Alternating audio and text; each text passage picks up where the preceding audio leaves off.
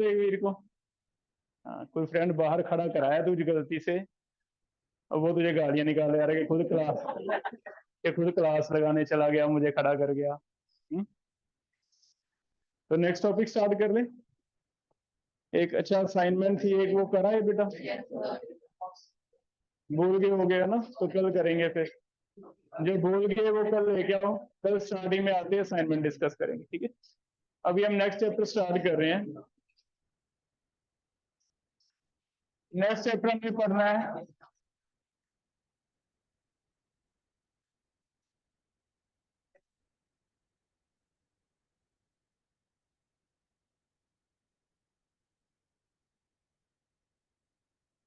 General organic chemistry.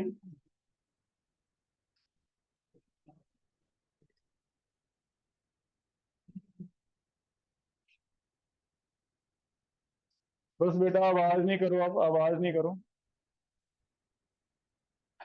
इस chapter में हमने कोई जनरल चीजें समझनी है, जो जब हम रिएक्शन स्टार्ट करेंगे ऑर्गेनिक की, तो रिएक्शन समझते हुए, रिएक्शन करते हुए हमें जरूरत पड़ेगी। ऑर्गेनिक रिएक्शंस में इनऑर्गेनिक की तरह नहीं है, ऐसा नहीं कि सिंपल क्रैम कर दो ये बना तो यही बनेगा, नहीं। ऑर्गेनिक रिएक्शन में हम देखेंगे, हम खुद भी प्रेडिक्ट कर सकते हैं कि ये प्रोडक्ट बनना चाहिए, ये प्रोडक्ट नहीं बनना चाहिए, या फिर कई बार तो दो प्रोडक्ट बनेंगे, दोनों में से एक मेजर अमाउंट बनेगी, एक माइनर अमाउंट बनेगी।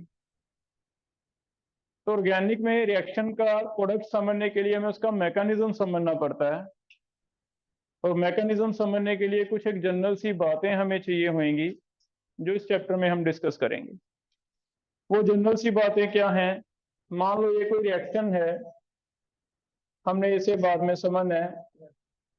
आवाज नहीं करो यार, आवाज नहीं करो तुषार, आवाज नहीं करो। अगर ये C2H5Cl और KOH AQ लिखा हुआ है एक्वस, इसमें रिएक्शन होती है, तो हम रिएक्शन ऐसे पढ़ेंगे कि C2H5OH बनेगा प्लस KCl बनेगा। रिएक्शन तो इतना ही है ना? रिएक्शन तो इतना ही है, लेकिन ये रिएक्शन फास्ट है, स्लो है। C2H5 की जगह C3 आ जाए तो क्या रिएक्शन फास्ट होएगी या स्लो होएगी? कब होएगी, कब नहीं होएगी? वो सारी चीजें हमने समझनी है। तो कुछ जनरल से टर्म्स दिए हुए हैं, जैसे जो ऑर्गेनिक कंपाउंड होगा, इसे ऑर्गेनिक में हम जनरली रिएक्टेंट की जगह एक नाम देंगे सबस्ट्रेट। तो कहीं आपको सबस्ट्रेट सुनने को मिले बेटा, तो कोई ज्यादा हैरानी वाली बात नहीं है। जो भी रिएक्टेंट है उसे हम एक नाम दे रहे हैं, क्या? सबस्ट्रेट। ठीक। जो सबस्ट्रेट के ऊपर कोई रिएजेंट है जो इसके ऊपर रिएक्ट करवा रहा है, उसे एक नाम दिया जाएगा, उसे कहेंगे अटैकिंग रेजेंट। ये इसके ऊपर हम ऐसे मानते हैं भी आके अटैक करता है, जिससे कोई प्रोडक्ट बनाता है, इसे कहते हैं अटैकिंग रेजेंट। ये ऑब्वियसली प्रोडक्ट है ही है।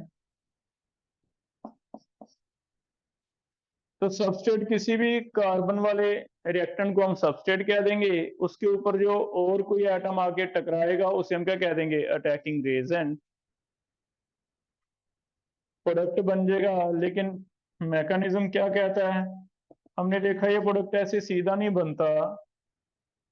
सबसे पहले यहां से कार्बन और Cl का बॉन्ड टूटता है, और वो कार्बन और Cl का बॉन्ड कैसे टूटेगा? तो हम ऐसे पता लगाएंगे भी ये बॉन्ड जब टूटेगा तो Cl ज्यादा खींचने वाला है, थोड़ा नेगेटिव है, कार्बन ज्यादा कम खींचने वाला है, थोड़ा पॉजिटिव है। तो चांस है कि यहाँ जो दोनों शेयर्ड पेयर हैं, जब भी बॉन्ड टूटे चांस मिले, ये दोनों ही कौन ले लेगा? क्लोरीन।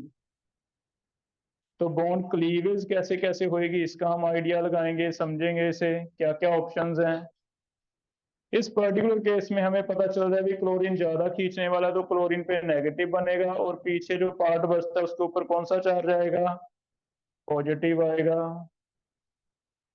ये पॉजिटिव जो बन रहा है बेटा, इसके ऊपर आगे यहाँ से K positive OH negative, carbon chain के ऊपर ज्यादा हमारा फोकस रहेगा, क्योंकि हम ऑर्गेनिक केमिस्ट्री पढ़ रहे हैं। तो इस पॉजिटिव के ऊपर बताओ, पॉजिटिव अटैक करेगा या नेगेटिव? तो नेगेटिव मेन अटैक करेगा। यहाँ से जो अटैकिंग रेजेंट है वो कौन सा आ रहा है? OH नेगेटिव, और OH नेगेटिव इस पे अटैक करता है ना? और ये फाइनली प्रोडक्ट ये बनता है। तो ये जो हमारा ऐसा सोच है कि कैसे कैसे हुआ होगा, इमेजिनेशन है भी, हाँ ये ऐसे ऐसे हुआ होगा, पहले ये बॉन्ड टूटा होगा, बॉन्ड ऐसे टूटा होगा कि एक पॉजिटिव बना होगा एक नेगेटिव। अगर ये पॉजिटिव बना तो के ने नहीं OH ने अटैक किया होगा, तो OH अटैकिंग एजेंट हो गया मेन। OH नेगेटिव ने इसके ऊपर अटैक करके ये बनाया होगा। ये जो हमारी सोच है कि कैसे कैसे स्टेप वाइज हुआ होगा रिएक्शन, इमेजिनेशन, पता नहीं चल रहा, दिख नहीं रहा, सिर्फ हमारी सोच है, उसे हम कहेंगे मैकेनिज्म।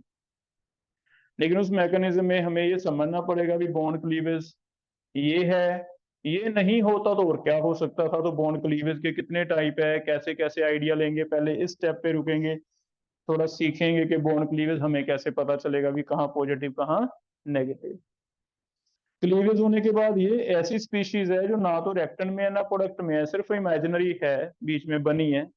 ये जो बीच में एक इमेजिनरी स्पीशीज बनती है, इसे एक नाम दिया जाता है, इसे कहते हैं इंटरमीडिएट। इंटरमीडिएट का मतलब तो इंटरमीडिएट बनता है, और इंटरमीडिएट कौन कौन से बनते हैं उन्हें नाम देंगे। जैसे इस पर्टिकुलर केस में तो पॉजिटिव बना है तो इसे हम कह देंगे कार्बोकेटाइन, लेकिन ऐसे कई बार नेगेटिव भी आ जाएगा तो उसे कहेंगे कार्बो एनाइन। तो ये इंटरमीडिएट्स पढ़ने हैं यहाँ में कि कौन कौन से होते हैं, कैसे कैसे बनते हैं। मोर ओवर ये जो इंटरमीडिएट बनेंगे इनकी स्टेबिलिटी, कुछ फैक्टर्स पढ़ेंगे जिनसे इनकी स्टेबिलिटी मेजर करेंगे भी ज्यादा स्टेबल है या कम स्टेबल। क्योंकि अगर ये ज्यादा स्टेबल होगा बेटा तो ये ज्यादा जल्दी बनेगा। जल्दी बनेगा मीन्स बॉन्ड जल्दी टूटेगा, जल्दी बनेगा बॉन्ड जल्दी टूटेगा, जल्दी बनेगा तो प्रोडक्ट भी क्या बनेगा, जल्दी बनेगा। तो कौन सी रेट फास्ट होएगी, कौन सी स्लो होएगी, कुछ ऐसे क्वेश्चन भी हमें पूछे जाएंगे। वो फिर हम स्टेबिलिटी ऑफ इंटरमीडिएट एक टॉपिक पढ़ेंगे, वो हमें बताएगा। ठीक है, वो स्टेबिलिटी को प्रेडिक्ट करने के लिए क्या क्या इफेक्ट हैं, फैक्टर्स हैं, वो सारी चीजें हम यहाँ डिस्कस करेंगे। तो ऐसे टॉपिक्स हैं जो हर किसी रिएक्शन में हमें चाहिए चाहिए। जैसे सबसे पहले अगर इनमें से देखें तो एक टॉपिक हमें रिक्वायर्ड होगा भी अटैकिंग रीजन। तो हमारे माइंड में आ रहा है भी अटैकिंग रीजन होते कैसे कैसे हैं, कितने तरह के हैं, हमें कैसे पता चलेगा क्या है क्या नहीं, अटैकिंग रीजंस का टॉपिक। दूसरा टॉपिक यहाँ पे आ गया भी मैकेनिज्म समझने से पहला स्टेप मेरा होगा भी बॉन्ड कैसे तोड़ूं, किस पे पॉजिटिव किस पे नेगेटिव। तो एक डिस्कस करेंगे थोड़ा अभी बॉन्ड क्लीवेज कैसे कैसे हमें प्रेडिक्शन होएगी। तीसरा टॉपिक ये जो इंटरमीडिएट एक बना है कार्बोकेटाइन, ऐसे कार्बोनाइन भी बनेगा, तो इसे हम कहेंगे टाइप्स ऑफ इंटरमीडिएट्स। ये समझेंगे कौन कौन से हैं। और सबसे ऊपर इनकी स्टेबिलिटी मैटर करेगी कि कौन सी रिएक्शन होएगी, कौन सी फास्ट होएगी, कौन सी स्लो होएगी, प्रोडक्ट कितना बनेगा। उसके लिए हम मेजर करेंगे, इनकी स्टेबिलिटी कंपैरिजन करेंगे, स्टेबिलिटी ऑफ इंटरमीडिएट्स। और स्टेबिलिटी ऑफ इंटरमीडिएट पढ़ने के लिए, स्टेबिलिटी समझने के लिए कुछ एक और फैक्टर हमें जरूरत पड़ेगी जो हम नेक्स्ट टॉपिक में लिखेंगे, है ना। जैसे रेजोनेंस एक फैक्टर था, रेजोनेंस भी यहाँ आएगा दोबारा डिटेल। इंडक्टिव इफेक्ट एक अलग से नाम आएगा, है ना। तो इसमें कुछ और नाम आएंगे जो इसकी स्टेबिलिटी को कंपेयर करने के लिए चाहिए होंगे। इंडक्टिव इफेक्ट एक नाम आएगा, तो वो क्या होता है। रेजोनेंस बहुत थोड़ा हमने पढ़ा हुआ है तो आपको बताया था, डिटेल यहाँ पढ़ेंगे रेजोनेंस। ऐसे एक आएगा हाइपर कंजुगेशन, हाइपर कंजुगेशन। और एक इफेक्ट आएगा इलेक्ट्रोमेरिक इफेक्ट, इलेक्ट्रोमेरिक इफेक्ट। तो ये हमारा चैप्टर है बेटा पूरा, चार अलग अलग नेम हैं, इनके बारे में थोड़ा समझ के मेन ये वाले डिस्कस करेंगे भी ये क्या होता है, इंडक्टिव क्या होता है, रेजोनेंस क्या होता है, ये क्या होता है हाइपर कंजुगेशन, ये क्या होता है, और ये मिलके कैसे हमें हेल्प करते हैं ऑर्गेनिक समझने में, स्टेबिलिटी प्रेडिक्ट करने में, कौन सा ज्यादा स्टेबल कौन सा कम स्टेबल। ठीक है, तो एक एक करके टॉपिक ले रहे हैं। आज का टॉपिक हमारा क्लास में जो रहेगा वो है अटैकिंग रीजन। और आपके बुकलेट में देखना मैंने कोशिश की है कि एक एक टॉपिक आपको दिया हुआ है लिख के, ताकि आपको ज्यादा प्रॉब्लम ना आए, घर पे जाके समझ लेना। अटैकिंग रीजन का टॉपिक आप पढ़ सकते हो वहां से, है ना। सेकंड ये वाला रेजोनेंस जो हमने केमिकल बॉन्डिंग में छोड़ दिया था ना, रेजोनेंस। थर्ड है बेटा hyper conjugation, hyper conjugation. Fourth है इलेक्ट्रोमेरिक इफेक्ट। चल, लेकिन बहुत ध्यान से आपको समझना पड़ेगा, क्योंकि चैप्टर की इंपॉर्टेंस ऐसी है कि अगर ये नहीं समझ आया आपको प्लस टू की सारी ऑर्गेनिक समझ नहीं आएगी। क्योंकि हर रिएक्शन जो भी चैप्टर स्टार्ट करेंगे फिर से यही चीजें आ जाएंगी। अटैकिंग रीजन कौन सा है भी बताओ, इंटरमीडिएट कौन सा है बताओ, ज्यादा स्टेबल है या कम स्टेबल है, कोई भी रिएक्शन आप स्टार्ट करोगे तो इसलिए इंपॉर्टेंट है काफी ज्यादा। ठीक है, तो पहला टॉपिक आज स्टार्ट कर रहे हैं, अटैकिंग रीजन क्या है। पहला टॉपिक बना लो, अटैकिंग रीजन क्या है।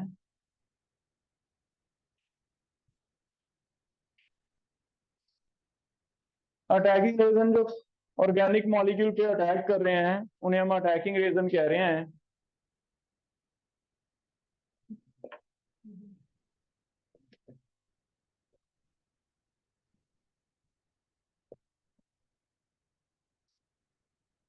और अटैकिंग रीजन यहाँ हम दो तरह के बना रहे हैं। हमें लगता है कि कोई ऑर्गेनिक कंपाउंड पे तभी अटैक करेगा अगर वो परेशान होगा।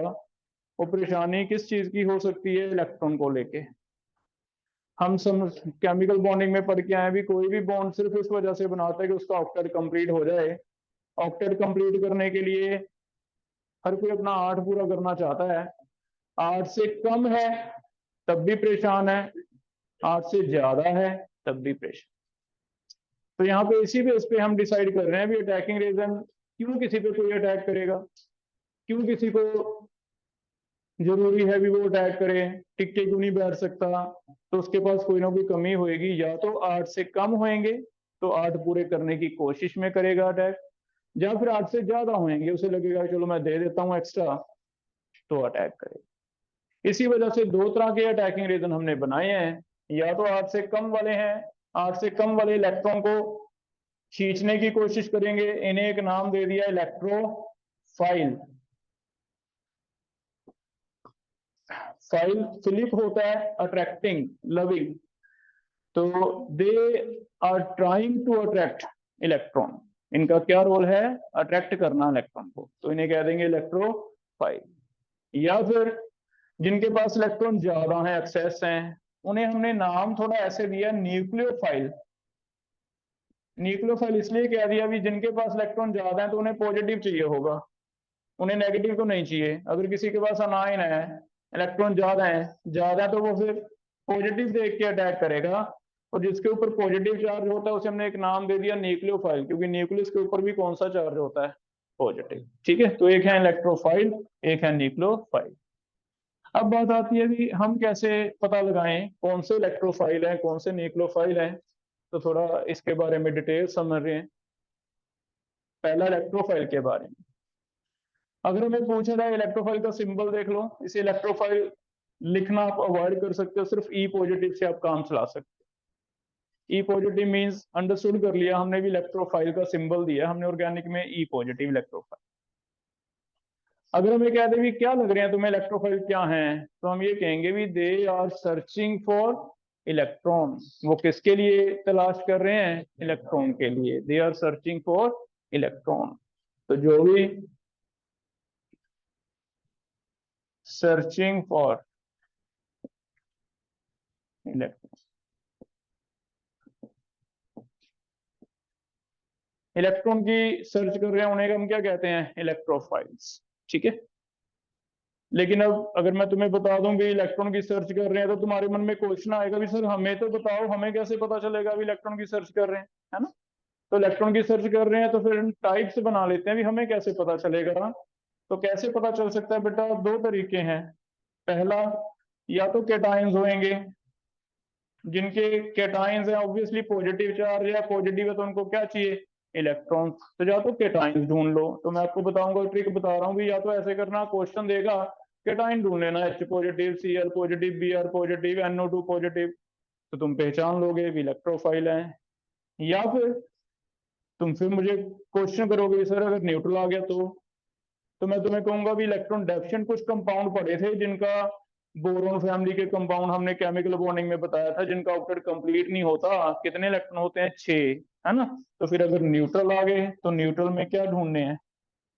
Electron deficient. ठीक है, इलेक्ट्रॉन डायरेक्शन में सीधा ही याद किया हुआ है, जितना भी बोरोन फैमिली के कंपाउंड है, बोरोन फैमिली, कोई बताओ बोरोन फैमिली सुनाओ मुझे। समकित, बोरोन के ग्रुप बता, बोरोन के कौन कौन से एलिमेंट है। समकित तेरा नाम है, समकित बता रहा है, समकित कहाँ छुपा है। हाँ बेटा, बोरोन के नीचे क्या आता है, एल्यूमिनियम, गैलियम, याद आ गया है ना। इनके कंपाउंड ज्यादातर हेलाइड देगा, जैसे या हाइड्राइड देगा, BH3 दे देता है, या BF3, BCl3, BVR3, BI। Same, बस बी हटा के Al लगा दो, सेम बन जाएंगे, Al हटा के Ga लगा दो, सेम बन जाएंगे। तो इसमें ढूंढना मुश्किल नहीं है, हम ढूंढ। केटाइन तो देख के पता चल जाएगा, Cl पे 1 पॉजिटिव लिखा हुआ है, NO2 पे पॉजिटिव लिखा हुआ है, केटाइन देख के पता चल जाएगा। क्लियर हो गया। लेकिन अब क्योंकि हमें मल्टीपल भी कर रहे हैं, थोड़ा और डीप चल रहे हैं, केटाइंस में एक एक्सेप्शन लिख लो, एस ब्लॉक के नहीं कहोगे आप। केटाइंस में, केटाइंस एक्सेप्ट एस ब्लॉक। अब एस ब्लॉक वाले तो वो तो कहते हैं कि हम तो स्टेबल होने के लिए तो हमने लूज किया है।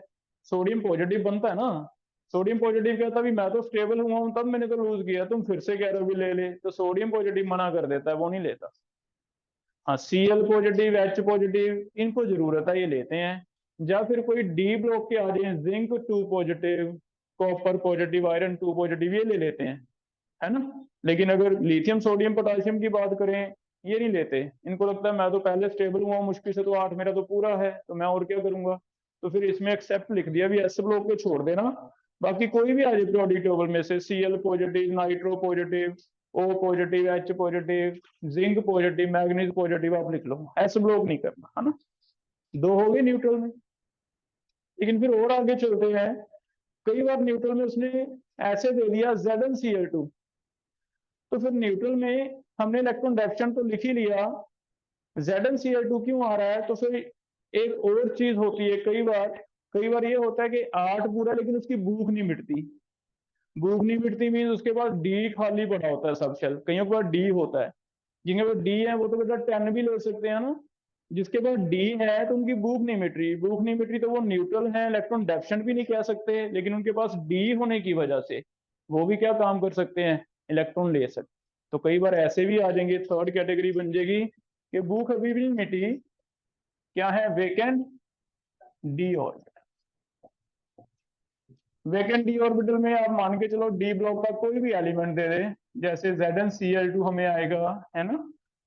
फेरिक क्लोराइड आ जाए, आयरन का आ जाए, कोई मैग्नीज का आ जाए, वो सारे हम इस कैटेगरी में रख देंगे। हमें नहीं पता क्या है क्या नहीं, हमें बस सीधा एक हिंट मिल गया भी हाँ ये तो डी वाले हैं, ये कर लेंगे एडजस्ट, ठीक है। पी वालों में, पी वालों में सिर्फ एक कार्बन फैमिली में एक्सेप्ट कार्बन, बाकी सारे काम कर सकते हैं, जैसे SiCl4, सेलेनियम, कार्बन, सिलिकॉन, आगे बोलना क्या आता है, जर्मेनियम, आगे टिन, लेड।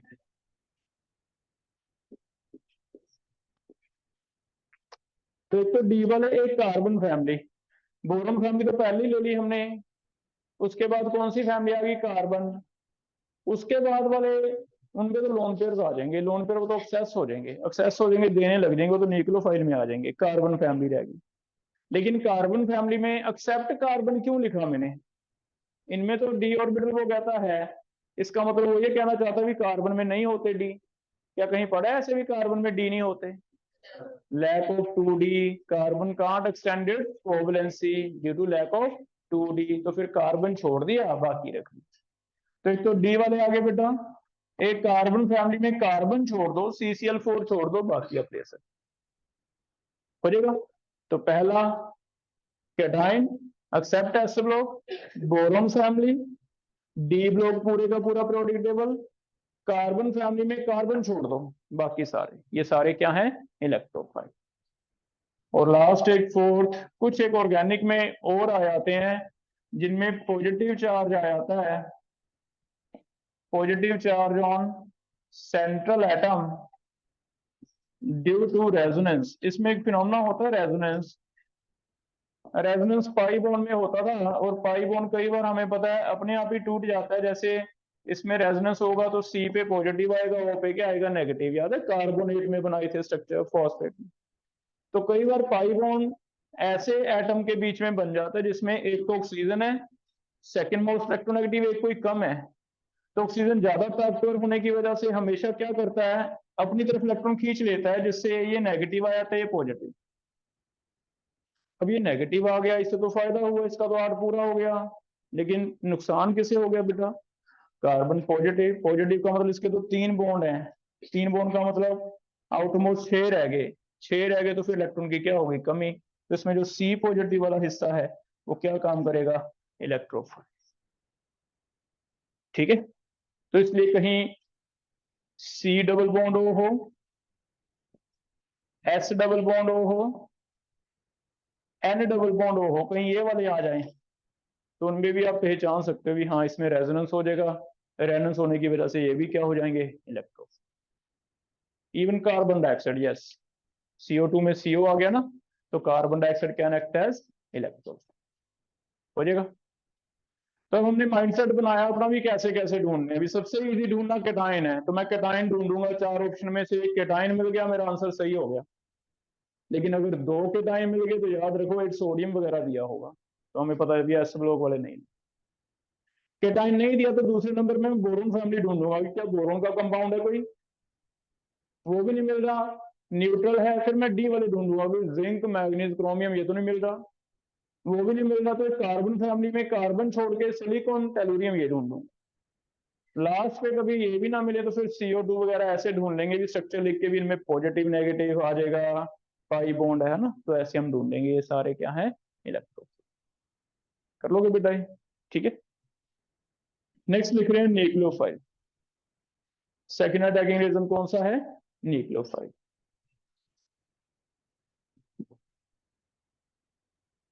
पहला definition, searching for nucleus, bracket में लिख लो that is positive charge. Nucleus क्यों कह रहे हैं, दैट इज पॉजिटिव चार्ज।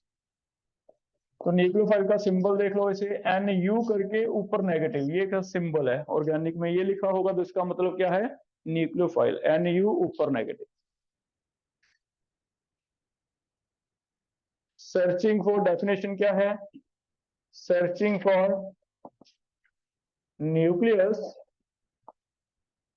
लेकिन दैट इज पॉजिटिव चार्ज। हमें न्यूक्लियस का मतलब ये है कि जिस कार्बन पे पॉजिटिव है उसे ढूंढ रहे हैं ना। अगर उसे ढूंढ रहा है इसका मतलब इसके ऊपर इलेक्ट्रॉन क्या है, ज्यादा है। It means they are electron excess species, electron excess species हैं। तो इनके टाइप्स 2 तरह के हमें मिलते हैं, या तो मिल जाते हैं एनाइंस। एनाइन में कोई ऐसा नहीं भी अल्कली जा नहीं लेना, सारे के सारे जितने भी एनाइंस हैं वो सारे क्या हैं, न्यूक्लियोफाइल। फ्लोराइड, हेलाइड्स आगे, फ्लोराइड, क्लोराइड, ब्रोमाइड, आयोडाइड। कोई OH लिखा हो, NH2 लिखा हो, ये सारे। यहाँ भी नेगेटिव आता है, वो सीधा सीधा आप क्या कह दोगे भी हाँ ये तो क्या है, न्यूक्लियोफाइल। बताओ H नेगेटिव होगा, H नेगेटिव, हमें तो नेगेटिव देखना है, हमें उससे क्या मतलब, H नेगेटिव होगा। CH3 नेगेटिव लगा रहे हैं, CH3 नेगेटिव तो होगा, है ना, हमें तो सिर्फ नेगेटिव चाहिए। कर लोगे बताए। दूसरा, अगर नेगेटिव है फिर तो पता चल ही रहा है इलेक्ट्रॉन एक्स्ट्रा है, लोन पेयर है, ये दे देगा इसे। अगर नेगेटिव नहीं दिख रहा तो फिर आपको ऐसे देखना है लोन पेयर होना चाहिए, lone pair on central atom, lone pair होना चाहिए सेंट्रल एटम पे। इसके लिए थोड़ा सा आपको मेहनत करनी पड़ेगी, केमिकल बॉन्डिंग याद करके ली स्ट्रक्चर बनाना पड़ेगा, चेक करना पड़ेगा भी लोन पेयर है या नहीं। जैसे ज्यादातर एग्जांपल आपको अमोनिया मिलेगा, अमोनिया में चेक करो नाइट्रोजन पे, बताओ वैलेंस इलेक्ट्रॉन कितने होते हैं, 5। 3 H है बेटा, कितने शेयर हो गए, 3, एक लोन बच गया लोन पेयर। तो ये लोन पेयर किसी को दे सकता है, ये एक्सेस माना जाएगा। ठीक है, जिस पे भी आपको ऐसे लोन पेयर दिखता है वो क्या होगा, nucleophile. Electron excess species, they are electron excess species. Second, water, water में बना के देखना बेटा, क्या ओ सेंट्रल एटम है, ओ पे कोई लोन पेयर बचेगा, कितने, दो।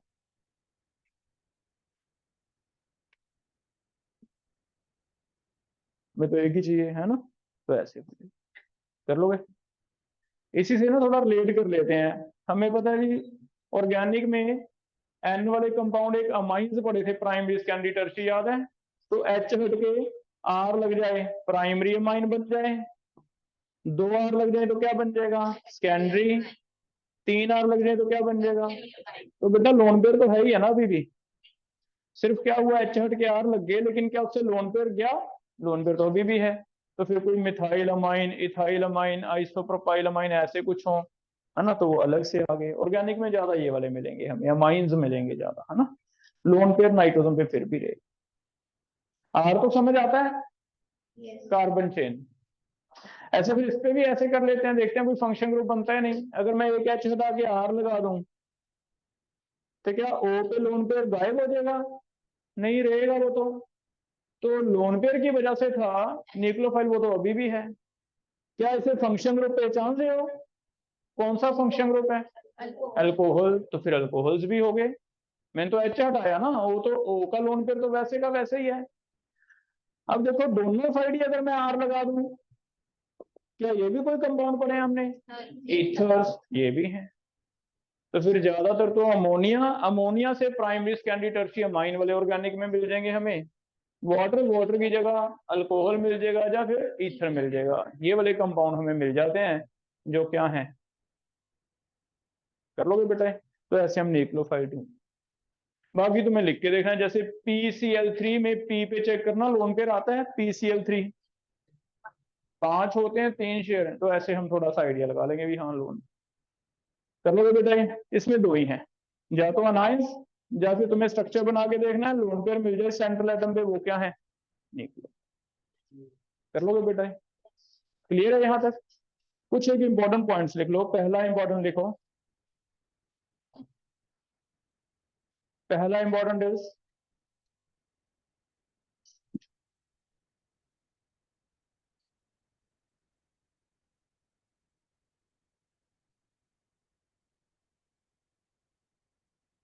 CCl2, दैट इज, इसे कहते हैं डाई, इसका कॉमन नेम लिख लो, इसे कहते हैं डाई क्लोरो कार्बीन। एक ये नेम मिलेगा बेटा आपको, डाई क्लोरो कार्बीन। कार्बीन्स कहते हैं अगर कार्बन के ऊपर दो बॉन्ड कोई लगे हों चार में से, उसे कहते हैं कार्बीन्स। डाई क्लोरो की जगह डाई फ्लोरो हो सकता है, डाई ब्रोमो हो सकता है, डाई आइडो, कोई भी आ जाए। ये कार्बीन आपको मल्टीपल में जानबूझ के ऐसे दिखाएगा स्ट्रक्चर, और हमें पता है कार्बन के 4 होते हैं, 4 में से 2 शेयर किए तो एक क्या बचेगा, लोन पेयर। और अभी हमने किया भी लोन पेयर वाला क्या होता है, न्यूक्लियोफाइल। तो हमें मल्टीपल में देगा जानबूझ के, हमें लगेगा ये तो न्यूक्लियोफाइल है, पर ये है नहीं, चेक करो। क्या इसका 8 पूरा है कार्बन का, कितने है कार्बन के आउटरमोस्ट शेल में, 6। तो फिर एक ये ध्यान रखना भी, हमें इलेक्ट्रॉन एक्सेस चाहिए। इलेक्ट्रॉन एक्सेस तब है, मैं किसी को तब दूंगा जब मेरे पास 8 होंगे। अगर मेरे पास 6 है तो मैं तो लेने की कोशिश करूंगा चाहे लोन पेयर पड़ा हो, है ना। तो सिर्फ लोन पेयर देख के नहीं करना, आपको ये देखना भी क्या ऑक्टेट कंप्लीट है। तो इसे मैं न्यूक्लियोफाइल नहीं कहूंगा, इसे क्या कहूंगा, इलेक्ट्रोफाइल। तो लिख लो डाइक्लोरोकार्बिन, मल्टीपल में आएगा आपको, is an electrophile, is an electrophile because because carbon has 6 valence electron in outermost shell. Carbon has 6 valence electron in outermost shell. एक तो ये बहुत इंपॉर्टेंट क्वेश्चन बनेगा, है ना। लोन पेयर वाला है, लेकिन सिर्फ लोन पेयर देखने से नहीं है, इन्हें कार्बीन्स कहेंगे हम, ये भी इंटरमीडिएट में आता है, ठीक है। पहला हो गया बेटा ये। सेकंड लिख लो, एक वर्ड आएगा एमबी फाइल्स। जैसे न्यूक्लियोफाइल है वैसे न्यूक्लियोफाइल में कुछ एक न्यूक्लियोफाइल को कहा जाता है MB files. What are MB files? Generally ammonia है, अमोनिया में बताओ कौन सा एटम है, कौन सा एटम है जो लोन पे डोनेट करेगा, जो न्यूक्लियोफिलिक है, एन है ना, एन डोनेट करेगा। वाटर है तो ओ है, लेकिन रेयर कई बार ऐसे होता है जैसे साइनाइड जिसमें दो एटम्स हैं, सी पे नेगेटिव है क्योंकि KCN अगर बनता है तो K पॉजिटिव होता है, सी क्या होता है, नेगेटिव, तो यहाँ सी पे नेगेटिव है, सी पे नेगेटिव है, लेकिन चेक करना एन पे लोन पेयर भी दिखेगा आपको। कोई एक्सप्लेन कर सकता है कैसे है लोन पेयर एन पे? 5 में से कितने बॉन्ड बनाए हैं, 3, तो फिर एक क्या हो गया। अब ये कंफ्यूज है, इसे समझ नहीं आ रहा भी कौन सा एटम अटैक करे। एन भी अटैक कर सकता है, यस, क्योंकि लोन पेयर है, ये भी अटैक कर सकता है। ऐसे जो न्यूक्लियोफाइल हैं जिनके पास एक नहीं दो दो एटम है डोनर, एक कार्बन एक एन, उन्हें क्या कहा जाता है, एमबी फाइल। लेकिन इनकी मजबूरी रहेगी, ये हम बाद में करेंगे भी, एक टाइम पे एक ही अटैक करेगा। जैसे इन दोनों में से सी पहले अटैक करेगा क्योंकि नेगेटिव है। हाँ, लेकिन अगर सी कहीं फ्री ना हो, सी का आप कोई बॉन्ड बना दो किसी के साथ, मान लो मैं AgCN लगा दूं और Ag और C का कोवलेंट बॉन्ड बन जाता है, तो फिर C तो है ही नहीं, फिर क्या काम करेगा N। तो इनसे हम ऐसे काम लेंगे, हम अपनी अपनी रिक्वायरमेंट के अकॉर्डिंगली C भी फ्री करवा लेंगे, कभी हमें C नहीं चाहिए तो N फ्री करवा लेंगे।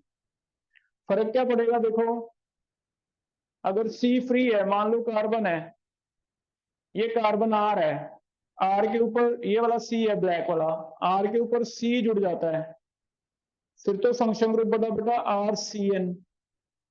लेकिन अगर तुम कहते हो नहीं C मैंने जुड़ने नहीं देना, मैं N जोड़ूंगा, RNC, क्या दोनों कंपाउंड सेम है?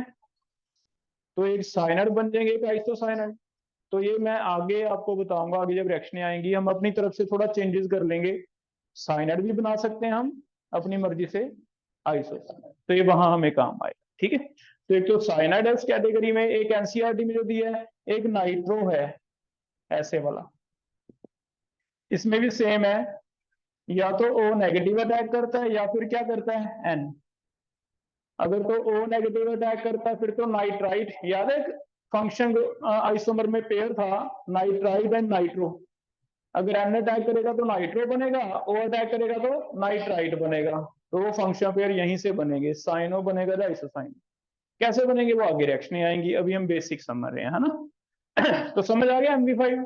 कुछ ऐसे न्यूक्लियोफाइल हैं जिनमें दो एटम है अलग अलग, हम अपनी चॉइस से एक का अटैक करवा लेंगे, सी का भी करवा सकता हूँ, एन का भी, ओ का भी करवा सकता हूँ, एन का भी। एसओ को किस में रख दिया, एमबी, एमबी होता है टू, टू साइड्स हैं, ठीक है। देख लो MB5 क्या है, nucleophiles having two attacking sites, ये न्यूक्लियोफाइल्स हैं हैविंग टू अटैकिंग साइट्स, दो अटैकिंग साइट्स हैं, but use only one at a time, किसी एक टाइम पे एक ही यूज करेगा, है ना, एक टाइम पे दो नहीं करेगा, एक टाइम पे एक ही करेगा, चाहे सी कर ले चाहे एन, दोनों नहीं कर सकता। या तो उसे चॉइस करनी पड़ेगी भी सी जुड़े तो RCN बनेगा, एन जुड़े तो RNC बन जाएगा, है ना। कर लोगे बेटा ये? तो एक MB5 वर्ड याद रखना है। समझ आ रहा है? अभी हम GOC पढ़ रहे हैं, मीन्स कुछ टर्म जो हमें आगे मिलेंगी वो टर्म्स के बारे में थोड़ा थोड़ा पढ़ रहे हैं। MB5 क्लियर हो गया? नेक्स्ट लिख लो बेटा, थर्ड पॉइंट है इलेक्ट्रोफिलिसिटी। इलेक्ट्रोफिलिसिटी किसे कहते हैं? जो इलेक्ट्रोफाइल है, इलेक्ट्रोफाइल का काम क्या समझ आया राजदीप? हमें इलेक्ट्रोफाइल का क्या काम बताया बेटा मैंने? ये क्या करना चाहते हैं, इलेक्ट्रॉन लेना चाहते हैं, इलेक्ट्रॉन देना चाहते हैं, इलेक्ट्रोफाइल ये इलेक्ट्रॉन खींचने वाले हैं या इलेक्ट्रॉन देने वाले हैं, बताओ। खींचने वाले हैं ना, ये इलेक्ट्रॉन खींचने वाले हैं, इलेक्ट्रॉन लेना चाहते हैं। खींचने की पावर सब में एक जैसी नहीं है, किसी में पावर ज्यादा है, किसी में पावर कम है। वो जो इलेक्ट्रॉन को खींचने की पावर है उसे मैं यहाँ टेंडेंसी कह रहा हूं खींचने की, और उसे एक नाम दे रहा हूं, क्या है, इलेक्ट्रोफिलिसिटी। जैसे मेरे पास लोन पेयर है, मेरे से 2 इलेक्ट्रोफाइल खींचने आ गए, सुनो, एक तो H पॉजिटिव आगे खड़ा हो गया, एक कोई न्यूट्रल आ गया BF3 चला।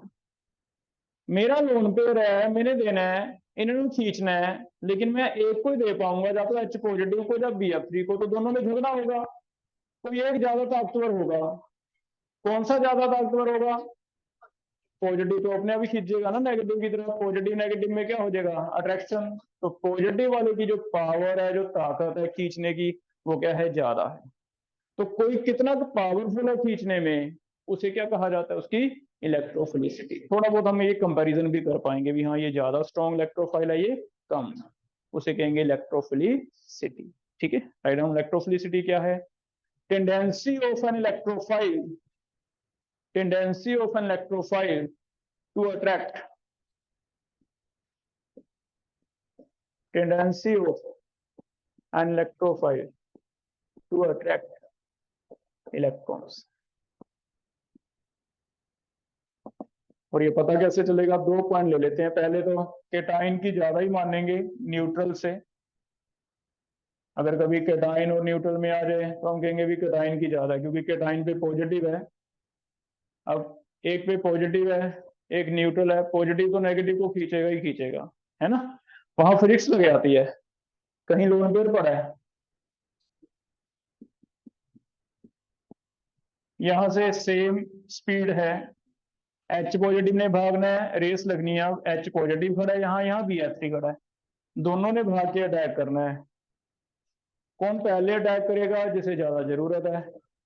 ज्यादा जरूरत H पॉजिटिव की है, वैसे भी ये नेगेटिव है, ये पॉजिटिव है, और पॉजिटिव नेगेटिव फिजिक्स भी लग जाती है थोड़ी सी। पॉजिटिव नेगेटिव क्या करता है? अट्रैक्ट। तो फिर केटाइन की तो हमेशा ज्यादा होगी, ये पीछे रह जाएगा। तो केटाइन की ज्यादा होगी किससे? न्यूट्रल से, है ना। तो ये भी हमें चाहिए होगा भी कई रिएक्शनों में 2 इलेक्ट्रोफाइल आ जाए तो हमें सोचना पड़ेगा भी पहले मैं किसका अटैक करवाऊं, पॉजिटिव का पहले करवा दूं। लेकिन अगर सारे केटाइन है तो सारे न्यूट्रल हैं, उनमें फर्क नहीं है, तो फिर सीधी बात है इलेक्ट्रोनेगेटिविटी ले लो। More is electronegativity, more is electrophilicity. जितना ज्यादा कोई इलेक्ट्रोनेगेटिव होगा उतना ही ज्यादा अटैक करेगा। पॉजिटिव सभी पे है, मान लो Cl पे भी पॉजिटिव है, Br पे भी पॉजिटिव है, चाहिए तो दोनों को ही, लेकिन Cl पॉजिटिव और Br पॉजिटिव में हमें पता है ज्यादा जो इलेक्ट्रोनेगेटिविटी है, खींचने की पावर ज्यादा है, वो किसमें है? Cl में। तो जितनी ज्यादा इलेक्ट्रोनेगेटिविटी उतना ज्यादा क्या होगी? तो सिंपल चीज है। पॉजिटिव न्यूट्रल में तो चलो कंपैरिजन है नहीं, अदरवाइज हमने एक टॉपिक पढ़ रखा है, tendency to attract paired pair, उसे क्या कहते हैं? इलेक्ट्रोनेगेटिविटी। तो जितना कोई ज्यादा इलेक्ट्रोनेगेटिव है उतना ही ज्यादा क्या होगी? उसकी इलेक्ट्रोफिलिसिटी होगी, है ना। कर लोगे बेटा? तो या तो पॉजिटिव न्यूट्रल आ जाए फिर तो अलग है, अदरवाइज सारे अगर जैसे हैं फिर ये देखना है इलेक्ट्रोनेगेटिविटी किसकी ज्यादा किसकी कम। क्लियर है? इसमें से एक इंपॉर्टेंट पॉइंट बना के लिख लो, इनमें से इलेक्ट्रोफिलिसिटी किसकी ज्यादा है, क्वेश्चन बना के लिख लो।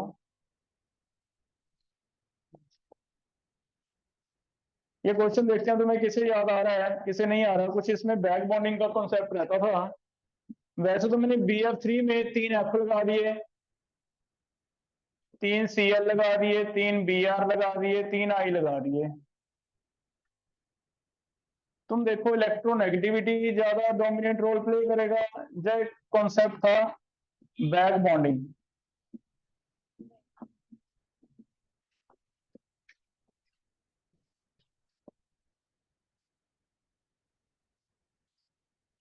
तो इंपॉर्टेंट बना के लिख लो कि इसमें इलेक्ट्रोनेगेटिविटी अगर देखते हैं फिर तो F ज्यादा खींचता। समझ आ रहा है? क्योंकि उल्टा हो गया था, बैक बॉन्डिंग ज्यादा थी इसमें, बैक बॉन्डिंग ज्यादा होने की वजह से इसकी जो टेंडेंसी है खींचने की कम हो गई थी, इसे इलेक्ट्रॉन फ्लोरीन ही दे देता है अपने लोन पेयर। याद है, बैक बॉन्डिंग ज्यादा है ना, तो बैक बॉन्डिंग ज्यादा होने की वजह से बेटा ये ट्रेंड रहेगा, क्योंकि BF3 में फ्लोरीन ही अपने लोन पेयर इसे दे देता है, इसे किसी और की जरूरत नहीं रहती। मोर बैक बॉन्डिंग कौन से चैप्टर में पढ़ा? P block. तो ज्यादा बैक बॉन्डिंग है तो उल्टा होने लग गया। फ्लोरीन अगर बोरोन को दे देगा तो बोरोन आगे से क्या खींचेगा? कम। तो ये फिर इंपॉर्टेंट बना के लिख लो, अदरवाइज नॉर्मल हमारा ये टॉपिक चल जाएगा। जितना ज्यादा इलेक्ट्रोनेगेटिव उतना ज्यादा इलेक्ट्रोफाइल, इसमें थोड़ा सा अलग होगा क्योंकि बैक बॉन्डिंग का रीजन हो जाएगा बेटा। थर्ड पॉइंट हो गया इलेक्ट्रोफिलिसिटी। पहला एक एक्सेप्शन है कार्बन, जिसपे लोन पेयर दिखेगा लेकिन आपको आंसर नहीं करना क्योंकि वो इलेक्ट्रॉन डेफिशिएंट इलेक्ट्रोफाइल्स हैं। दूसरा हो गया MB5, दो अटैकिंग साइट है, C करे या N करे, उन्हें कहते हैं MB5। तीसरा हो गया इलेक्ट्रोफिलिसिटी, पावर कितनी की ज्यादा है, जितना ज्यादा इलेक्ट्रोनेगेटिव है उतना ज्यादा पावर है। ऐसे फिर अगर इलेक्ट्रोफिलिसिटी बना तो चौथा एक इससे कंपैरिजन करके न्यूक्लियोफिलिसिटी भी बन जाएगा। न्यूक्लियोफिलिसिटी लिखो, न्यूक्लियोफिलिसिटी चौथा क्या है? न्यूक्लियोफिलिसिटी। यहाँ पे बेटा अट्रैक्ट करने थे इलेक्ट्रॉन, न्यूक्लियोफाइल ने पुश करने हैं, देने इलेक्ट्रॉन, धक्का दे रहा है वो, उसके पास तो ज्यादा है। तो यहाँ फिर क्या लिख दें? यहाँ tendency of an electrophile to attract था, यहाँ tendency of nucleophile to repel electron, है ना, वो क्या हो जाएगा? Nucleophilicity. Nucleophilicity, tendency of nucleophile to repel electron, ये रिपेल करना है। कौन ज्यादा रिपेल करेगा? न्यूक्लियोफाइल में कैटाइन होता है, न्यूक्लियोफाइल अनाइन होता है। बताओ, एक अनाइन है एक न्यूट्रल है, कौन ज्यादा रिपेल करेगा? अनाइन। अनाइन पे तो ज्यादा इलेक्ट्रॉन है, जितने प्रोटॉन है उससे ज्यादा इलेक्ट्रॉन है, तो संभल नहीं रहे उससे, वो तो चाहेगा अभी ले लो इलेक्ट्रॉन तब मैं स्टेबल हूंगा। तो अनाइन ज्यादा करेगा न्यूट्रल से। अगर सारे सिमिलर आ जाए अनाइन जो ये, तो इलेक्ट्रोनेगेटिविटी से क्या रिलेट करें? Inversely, inversely proportional to.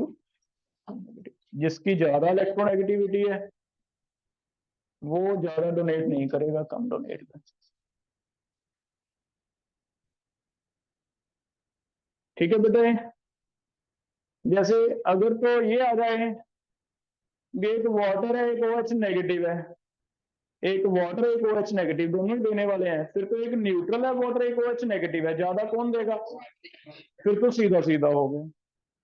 लेकिन अगर दोनों ही नेगेटिव आ जाए, एक OH नेगेटिव O पे नेगेटिव, एक F नेगेटिव, फिर कौन ज्यादा डोनेट करेगा? O, क्योंकि F तो ज्यादा इलेक्ट्रोनेगेटिव है ना, तो फिर हम कहेंगे O ज्यादा अच्छा है, F क्या है? ठीक है, तो दोनों एग्जांपल लिख लेते हैं। पहला एग्जांपल हो गया, अगर पूछता है वाटर या OH किसकी न्यूक्लियोफिलिसिटी ज्यादा है, हम कहेंगे OH की ज्यादा है क्योंकि नेगेटिव ज्यादा रिपेल करेगा। लेकिन अगर दोनों ही एक जैसे हों, F negative OH negative NH2 negative CH3 negative, अब कौन ज्यादा डोनेट करेगा? ज्यादा C कर सकता है क्योंकि F तो खींच के रखता है, F तो दिखावा तो कर रहा है कि मेरे पास नेगेटिव है, लेकिन उसकी इच्छा नहीं है देने की क्योंकि वो हाईली इलेक्ट्रोनेगेटिव है। तो फिर कौन है जो आगे आ जाएगा? CH3। कार्बन ज्यादा नहीं खींच सकता अपने इलेक्ट्रॉन, कार्बन आ गया। तो दोनों पैरेलल ही है बेटा, दोनों अगर इलेक्ट्रोफिलिसिटी एंड न्यूक्लियोफिलिसिटी में कंपैरिजन करें, इलेक्ट्रोफिलिसिटी में कैटाइन ज्यादा था, है ना, न्यूट्रल से, इसमें एनाइन ज्यादा है, इससे न्यूट्रल से। इलेक्ट्रॉन खींचना है तो डायरेक्टली प्रोपोर्शनल टू इलेक्ट्रोनेगेटिविटी है, इसमें क्या है? तो ऐसे छोटा सा टेबल बना लो, इससे आपको याद है, उल्टा करना है इलेक्ट्रोफिलिसिटी और न्यूक्लियो, हो जाएगा बेटा। 4 हो गए पॉइंट। और लास्ट एक पांचवा आपको रिमाइंड करवा देता हूं, ये हमने टॉपिक पढ़ रखा है, इलेक्ट्रोफाइल इलेक्ट्रॉन खींचने वाले एक टॉपिक आया था आयनिक इक्विलिब्रियम में, Lewis acid, lone pair acceptor. अब दिमाग लगाओ, वहां यही थे सारे, पॉजिटिव वाले, इलेक्ट्रॉन डेफिशिएंट वाले, डी सेम है ना सारे। तो कहीं ऐसे भी लिख लेते हैं, एक पांचवा पॉइंट रिलेट ऐसे भी कर सकते हो आप कि ये जो पढ़े हैं इलेक्ट्रोफाइल ये है लीविस एसिड, जो न्यूक्लियोफाइल पढ़े हैं वो क्या है, लीविस बेसिस। तो वहां भी काम आ जाएगा, दोनों टॉपिक सेम ही है, ठीक है। Electrophiles are Lewis acids, last एक, electrophiles are Lewis acid and nucleophiles are Lewis basis.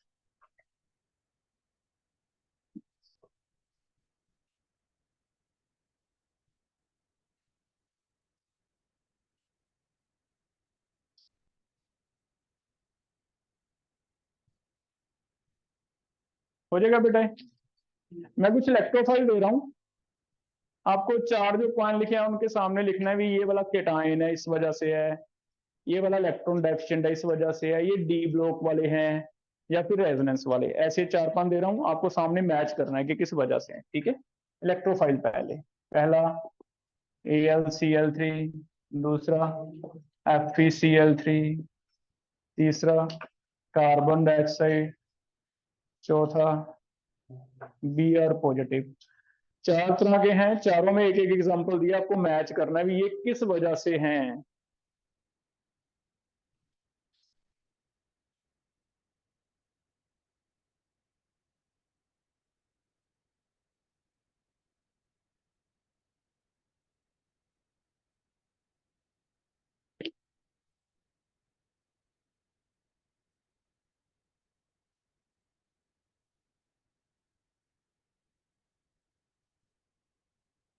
बताओ किसके आगे ऐसे लिखूं भी इलेक्ट्रॉन डेफिशिएंट है, इलेक्ट्रॉन डेफिशिएंट। किसके आगे वेकेंट डी ऑर्बिटल लिख दूं, आयरन आ गया तो वेकेंट डी ऑर्बिटल। कौन सा रेजोनेंस की वजह से है, CO, और ये कैटाइन है ना, क्लियर है। तो ऐसे चार तरह के हमने हो जाएगा। इनमें से सेपरेट करो इलेक्ट्रोफाइल एंड न्यूक्लियोफाइल।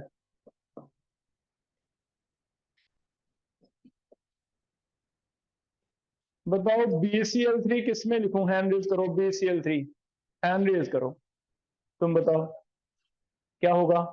इलेक्ट्रोफाइल लिख दें भी BCl3, इलेक्ट्रॉन डेफिशिएंट, ठीक है, बोरॉन फैमिली। अमोनिया किस में लिखूं राजदीप, अमोनिया, इलेक्ट्रोफाइल या न्यूक्लियोफाइल, अमोनिया, N पे चेक कर लोन पेयर है या नहीं, आ रहा है लोन पेयर, लोन पेयर है तो क्या होता है, न्यूक्लियोफाइल। चलो मैं ये मिक्सचर दे रहा हूं, तुम अपने आप डिसाइड करो। अल्कोहल सेट करो, किस साइड करोगे, मिथाइलमाइन सेट करो, डाइमिथाइलमाइन, Cl negative, Br positive, ZnCl2, OH negative. Exception वाला केस दे दिया, कार्बीन्स। इनमें से कुछ इलेक्ट्रोफाइल है, कुछ न्यूक्लियोफाइल है, सेपरेट कर दो।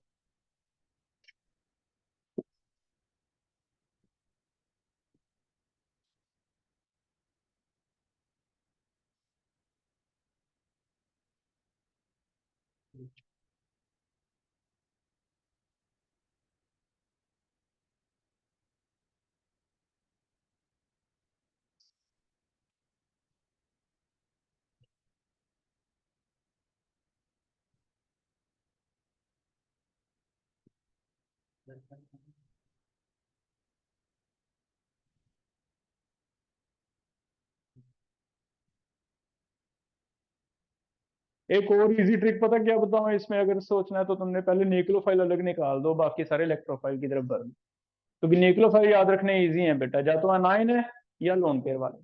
तो आप न्यूक्लियोफाइल अलग कर दो, बाकी सारे किस में रख दो, इलेक्ट्रोफाइल। तो न्यूक्लियोफाइल पे ज्यादा इजी है पहचानना।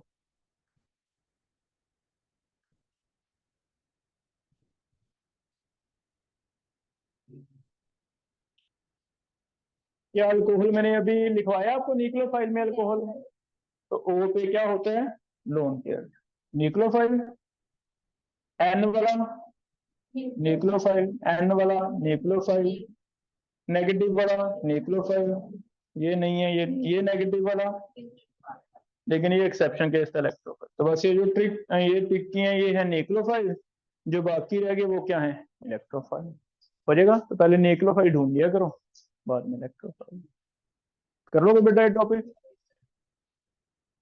हो जाएगा, ये समझ आ गया। लास्ट एक टॉपिक और पढ़ रहे हैं, नेक्स्ट टॉपिक लिखो। एकदम कर रहे हैं कॉमन नेम्स। कुछ एक कॉमन नेम हम कर रहे हैं बेटा, कोशिश कर लेते हैं।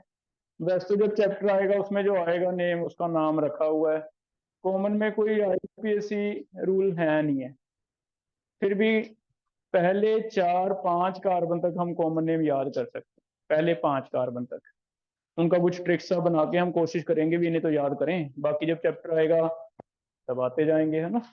तो कुछ पहले 5-5 में हमने कुछ कैटेगरीज बनाई है। जैसे आज कॉमन नेम जो हम पढ़ रहे हैं, एसिड एंड एसिड डेरिवेटिव के मैं आपको ट्रिक से करवा सकता हूँ। एसिड डेरिवेटिव और एक एल्डिहाइड, इनमें ट्रिक क्या है, पहले 5 के लिए रूट वर्ड थोड़ा सा अलग है।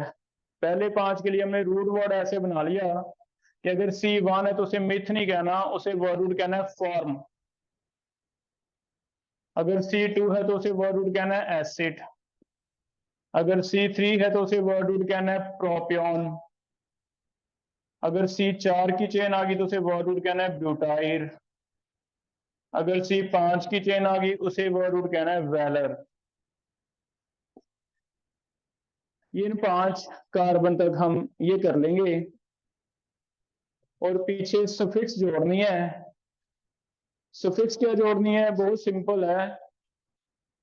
एसिड और एसिड डेरिवेटिव की जो भी सफिक्स आपने याद किए हैं, जो भी सफिक्स याद किए हैं, जैसे कोई बताओ एसिड के लिए ओ एक एसिड याद किया है आपने, ओ काट देना अगर ओ है। ओ एक नहीं लगाना, ओ काट के क्या रह गया, एक। वो एक यहाँ जुड़ता जाएगा, क्या बन जाएगा, formic acid, acetic acid, propionic, butyric. तो एसिड डेरिवेटिव तो याद होगी, बस ओ नहीं करना। क्या आपको एस्टर का सफिक्स याद है, ओट के ओ काट के क्या रह जाएगा, एट। एट रह गया तो क्या बना, formate, acetate, propionate, butyrate, valerate. Oyl chloride याद है, ऑयल क्लोराइड, ओ काट दो अकेला, आइल क्लोराइड, फॉर्माइल क्लोराइड। और लास्ट एक एनहाइड्राइड वाला ये था, ओ एक एनहाइड्राइड याद है, उसमें भी ओ काट दो, एक anhydride, formic anhydride, acetic an, same है। बस एक ऐसा था जिसमें वो था ही नहीं, अमाइड, तो फिर वो है नहीं तो ना काटो, वो सीधा अमाइड ही लगेगा। फॉर्मामाइड, एसिडामाइड, प्रोपेनामाइड। तो इनका याद हो गया कि उनकी जो सफिक्स है उसमें से क्या माइनस करना है, ओ। तो नया suffix, suffix for acid derivative क्या बना, जो आईयूपीएसी में सुफिक्स है उसमें से क्या माइनस करना है, ओ। बस ठीक है, कर लो भाई। एल्डिहाइड के लिए पूरा है बेटा, एल्डिहाइड पूरे का पूरा नेम लिखना है। एल्डिहाइड के लिए पूरा लिखना है एल्डिहाइड, जैसे फॉर्मल्डिहाइड, एसिटल्डिहाइड, प्रोपेनल्डिहाइड, ब्यूटाइलल्डिहाइड, वैलरल्डिहाइड। 5-5 तो हम कोशिश करेंगे याद कर लें, इसके बाद कोई एक आधा ही मिलेगा कॉमन है, वो जब हम चैप्टर पढ़ेंगे एनसीईआरटी में एल्डिहाइड तब एक आधा कोई मिलेगा तो करेंगे, नहीं तो 5-5 कॉमन पूछे जाते। ठीक है, हो जाएगा, ये याद हो गया। फिर से देखो, एक कार्बन का बॉन्ड फॉर्म 2 के लिए, 3 के लिए, 4 के लिए, 5 के लिए वैलर। एसिड डेरिवेटिव में कुछ भी नहीं किया, O काटा है, एल्डिहाइड का अल नहीं लगाना, पूरा एल्डिहाइड लिखना है, बस इतना। ठीक है, अब देखो कुछ नेम लिख के देख लेते हैं। जैसे पहला,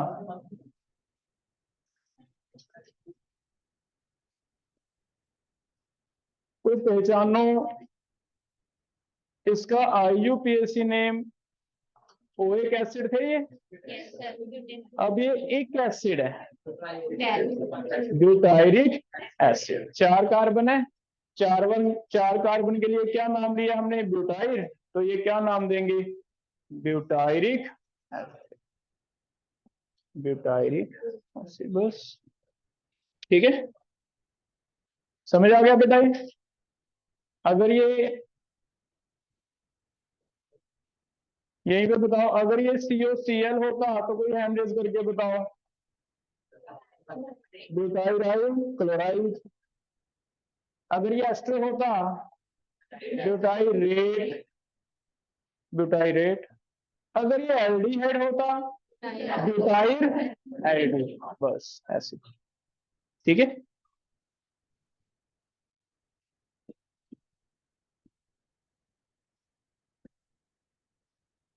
कौन सा फंक्शन ग्रुप है बेटा ये, एस्टर है, एस्टर है। क्या बना फिर 3 कार्बन के लिए, प्रोपियोनेट बन गया, प्रोपियोनेट। लेकिन एस्टर में एक और चीज भी तो आई, ये भी तो कहीं लिखते थे, वो सेम है, वो सबसे आगे लिखना है, मिथाइल प्रोपियोनेट। वो तो है ही है, रूल है ना, कर लोगे।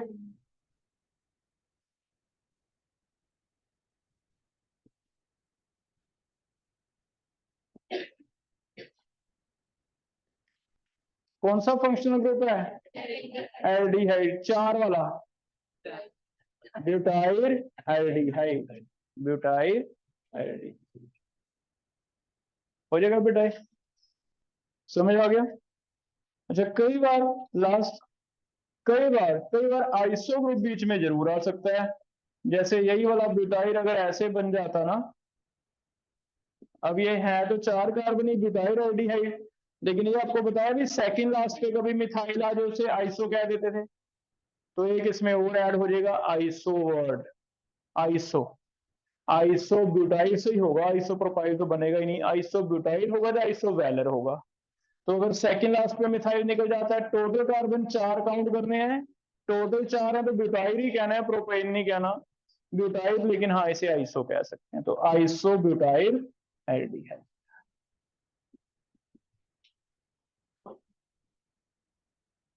कर लोगे बेटा, तो 5 रूट वर्ड याद किए। फिर से बोल दो, C1 का form acid propion butyl valour.